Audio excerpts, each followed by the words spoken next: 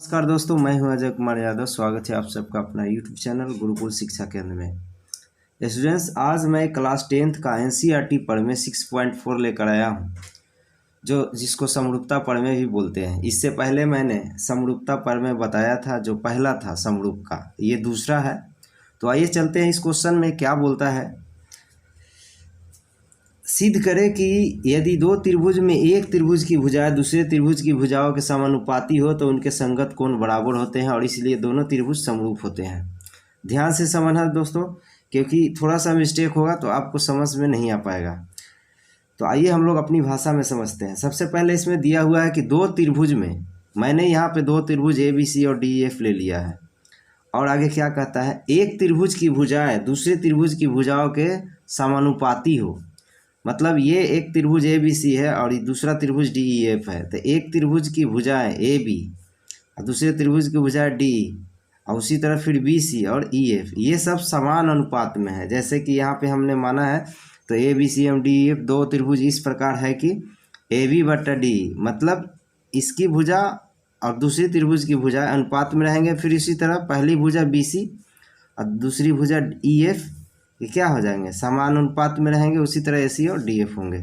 ये क्वेश्चन में दिया हुआ है, भुजाओं के समानुपाती हो। तो आगे क्या करा, उनके संगत कोण बराबर होंगे।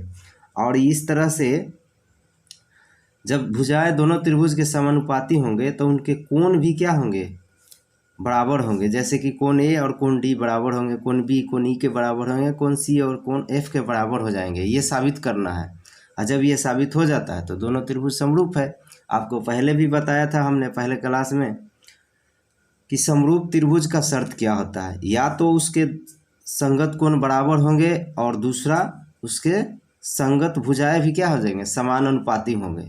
तो दोनों में से कोई एक शर्त देता है और दूसरा शर्त प्रूफ करके समरूप साबित करना रहता है। तो इसमें शर्त दे दिया है, एक शर्त दिया है ए बी बटा डी बी, मतलब उनकी भुजाएं क्या है, समानुपाती है। तो हम लोग को उसका कोण इक्वल करके संगत कोण और साबित करना है समरूप। तो यही सिद्ध करना है कि दोनों त्रिभुज क्या हो जाएंगे, समरूप हो जाएंगे। तो सबसे पहले हम लोग प्रमाण में चलते हैं। आपको पता है कि समरूपता थ्योरम में दोनों त्रिभुज में बड़ा और छोटा से कोई मतलब नहीं रहता है। बड़ा हो या छोटा हो, वो समरूप साबित करना रहता है। तो सबसे पहले हम लोग बड़ा और छोटा और बराबर, ये तीन केस में प्रूफ करेंगे। जिसमें पहला केस हम लोग चलते हैं। पहला केस में हम लोग ले लेते हैं, लिख दिए केस फर्स्ट। केस मतलब कारक, मतलब स्थिति भी होता है। जो पहला स्थिति में हम लोग ए बी भुजा जो है डी के बराबर कर लेते हैं। मान लेते हैं ये दोनों भुजा एक दूसरे के क्या है, बराबर है। जब बराबर है तो इसको ऐसे भी लिख सकते हैं, डी ई, यहाँ पे क्या हो जाएंगे 1। लेकिन दिया है, लेकिन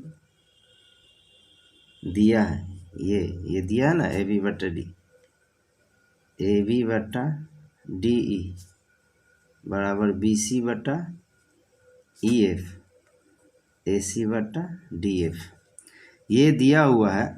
लेकिन ए बी बटा डी का मान 1 है, इसीलिए ये सब भी 1 के बराबर हो जाएंगे। तो यहाँ पे हम लोग 1 लिख सकते हैं। और जब ये 1 लिखा गया तो ये सब बारी बारी से एक दूसरे के क्या हो जाएंगे, 1 के बराबर हो जाएंगे। और 1 के बराबर हो जाएंगे तो ए बी बराबर क्या हो जाएंगे, डी। डी को 1 से क्रॉस करेंगे तो ए बी बराबर क्या हो जाएंगे, डी ई।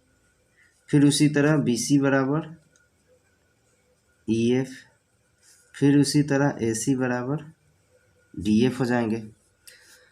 आप ध्यान से देखिए, जब दो त्रिभुज ए बी सी और डी ई एफ में ये भुजाएं जब बराबर हो जाते हैं, तो 9th क्लास में हम लोग पढ़े थे कि तीनों भुजाएं अगर बराबर हो जाएंगे तो ये दोनों त्रिभुज क्या हो जाएंगे, सर्वांगसम हो जाएंगे। ये सर्वांगसम का साइन है। त्रिभुज डी ई एफ कैसे होगा, एस एस एस से, मतलब साइड से बराबर हो गया। जब ये बराबर हो जाएंगे तो इनका कोण भी क्या हो जाएंगे, इक्वल हो जाएंगे। तो सभी भुजाएं एक दूसरे के बराबर है तो कोण भी क्या हो जाएंगे, बराबर हो जाएंगे।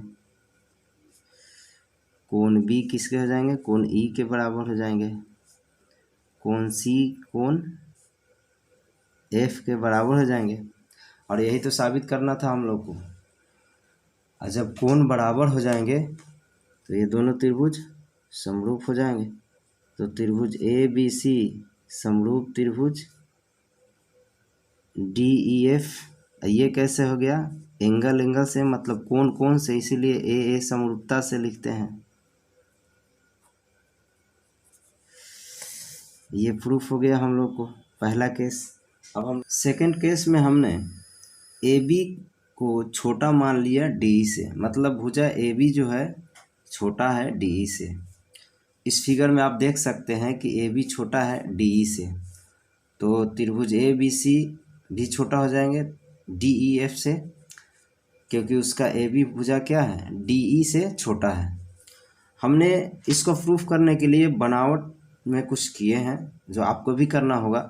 तो त्रिभुज डी ई एफ में हमने एक ऐसा भुजा माना जो ए बी के बराबर है डी पी, ये हमने काट लिया, और ए सी के बराबर डी क्यू है और पी क्यू को मिला दिए हैं। ये दो बिंदु ऐसा लिया है पी और क्यू, जो ए बी डी पी के बराबर है, ए सी और डी क्यू के बराबर है, और फिर पी क्यू को मिला दिए हैं। तो जो हमने बनावट में किया यहाँ पे लिख दिए हैं। अब प्रमाण में हम लोग चलते हैं, प्रमाणित करते हैं इस केस के माध्यम से कैसे होंगे समरूप। तो इसमें हम लोग को पता है गिवन में कि ए बी बटा डी ई बराबर है ए सी बटा डी एफ के। ये तो गिवन है, दिया है, मैंने दो ही को भुजा को समानुपातिक किया। आपको पता है ए बी का मान डी पी के बराबर है, तो हम यहाँ पे डी पी लिख देते हैं, यहाँ डी ई, और ए सी डी क्यू के बराबर है, डी एफ हो गया, यहाँ पे लिख सकते हैं बनावट से।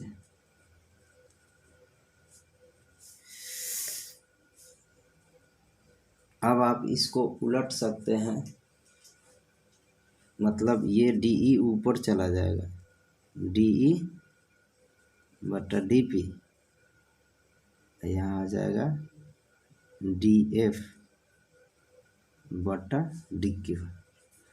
ये उलट देने के बाद हम लोग क्या करते हैं, दोनों में से -1 घटा लेते हैं,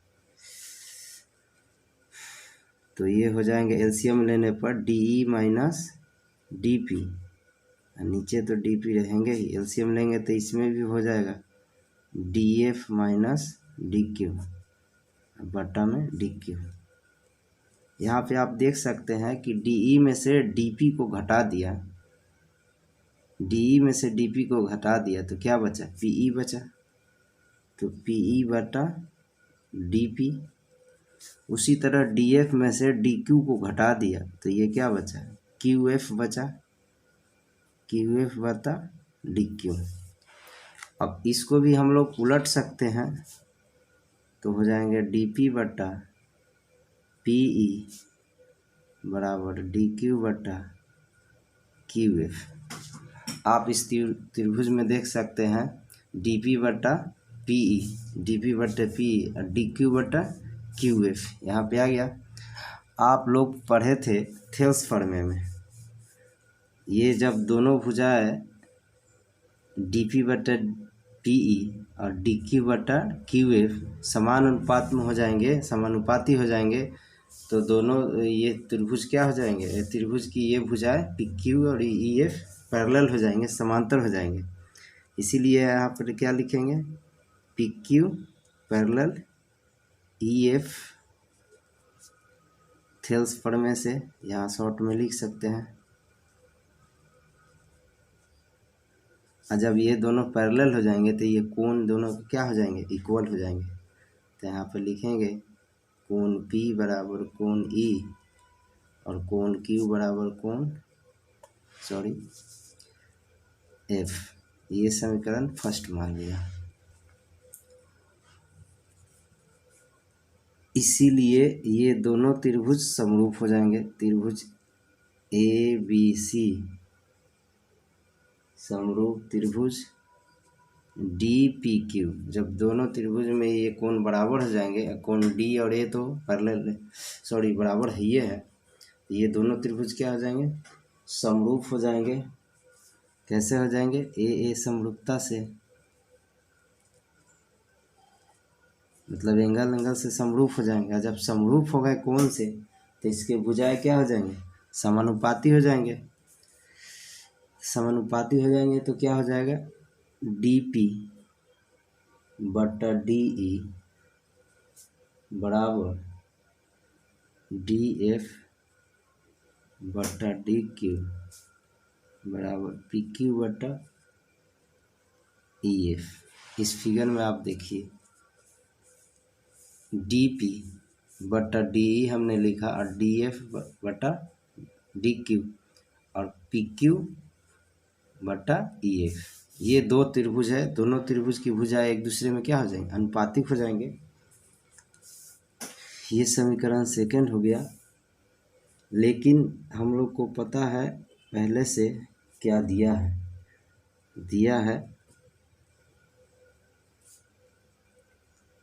AB बटा DE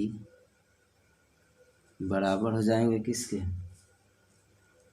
BC बटा EF और AC बटा DF।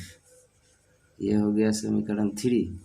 समीकरण 2 एवं 3 में ध्यान से देखिए, EF भुजा और EF भुजा PQ बटा EF है, यहाँ BC बटा EF है, ये दोनों एक दूसरे के क्या हो जाएंगे, इक्वल हो जाएंगे, क्योंकि जो ज़रूरत है उसी को इक्वल करते हैं। तो हम लोग लिखते हैं समीकरण सेकंड एवं थर्ड से क्या हो जाएंगे, PQ बटा EF बराबर BC बटा EF ख़त्म हो जाएंगे, कट जाएंगे, तो PQ बराबर क्या हो जाएंगे, BC। ये 4 हो गया समीकरण। अब हम लोग दो त्रिभुज में चलते हैं। नाउ त्रिभुज ABC एवं त्रिभुज DPQ, ये दोनों त्रिभुज में चल के सर्वांश प्रूफ करते हैं, उसके बाद अपने आप कोण इक्वल हो जाएंगे। तो क्या हो जाएंगे, AB बराबर DP, ये तो हम लोग को बनावट से पता है, सेकंड केस के बनावट से हमने बराबर किया था, और AC बराबर किया था DQ के, ये भी बनावट से हो जाएंगे। और अभी हमने BC बराबर किया है, समीकरण 4 में है, PQ के, यहाँ पे लिख देते हैं 4 से। तो ये दोनों त्रिभुज जो है ABC और DPQ में सारे भुजा एक दूसरे के इक्वल है, तो ये दोनों त्रिभुज क्या हो जाएंगे, सर्वांगसम हो जाएंगे। DPQ कैसे हो गया, S से, जब सर्वांगसम हो गए तो इसका कोण भी क्या हो जाएंगे, इक्वल हो जाएंगे।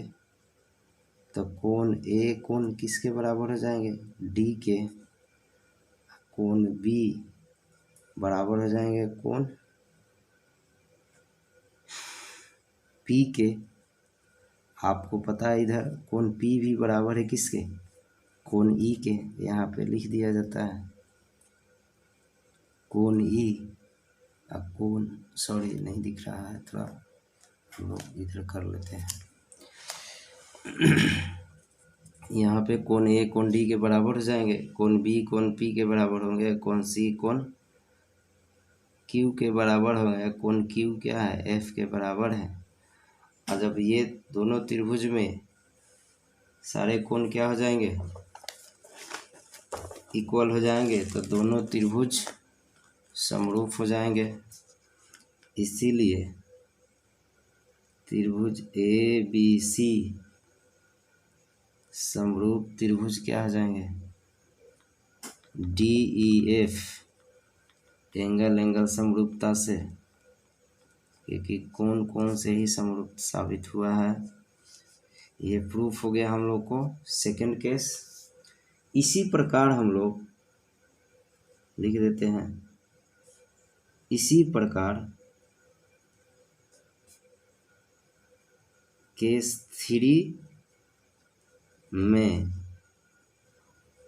ए बी, भुजा ए बी को हम लोग बड़ा मान लेंगे DE से, और मानकर मतलब ए बी भुजा को DE से बड़ा लेकर साबित कर सकते हैं क्या? त्रिभुज ABC समरूप त्रिभुज DEF। प्रूफ। तो दोस्तों मुझे उम्मीद है कि ये वीडियो आपको पसंद आया होगा, तो हमारे चैनल को सब्सक्राइब कीजिए अगर नए हैं तो, ताकि अगला वीडियो सबसे पहले आप तक पहुँचे। तब तक के लिए धन्यवाद, मिलते हैं अगले वीडियो में।